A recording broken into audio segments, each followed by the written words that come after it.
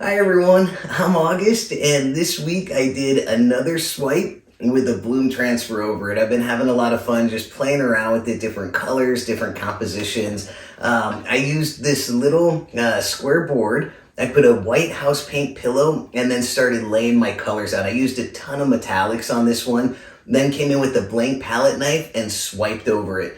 Something with the swiping, let's say you're gonna swipe in this direction. This edge of your palette knife shouldn't be touching the paint at all. You don't want the paint running over the lip of this.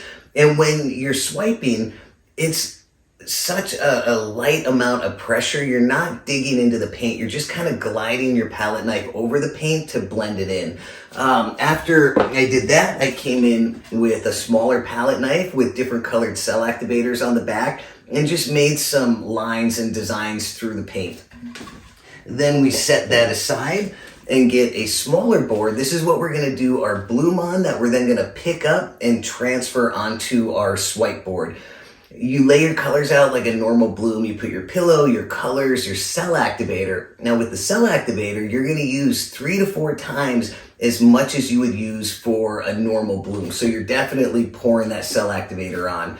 Once you've got your cell activator, you're gonna come down with your head close to the board, blow into the cell activator, and as you're pulling your head back, blow harder. You're trying to get that cell activator to open up into a big circle. I like to, after I do that, blow around the edges to get some cells developing. You'll notice in the center, it's just cell activator. So with the transfers, when you come and scoop this up, the parts on this board that have cells already, those are what are gonna stretch out into the big boulder cells. And the part with just cell activator, if you can pick that up just right and lay it down on your next board where the cell activator, it's like a big line of it running through, that's when you're gonna get the baby cells as you spin it out. I didn't get baby cells on this. I got them on another one that I'm gonna show you guys next week. So we've got our bloom blown out, we scoop up some of it and we transfer it onto the board, and that is basically what we're doing. After me is Creations with Tanya, followed by Grandma Kathy's Art Venture. As always, their videos and channels are in the description below. I hope you guys enjoy the video. I hope you give it a try. I think you can get some really cool results playing around with this. As always, thank you for being here, and I hope you have an excellent day.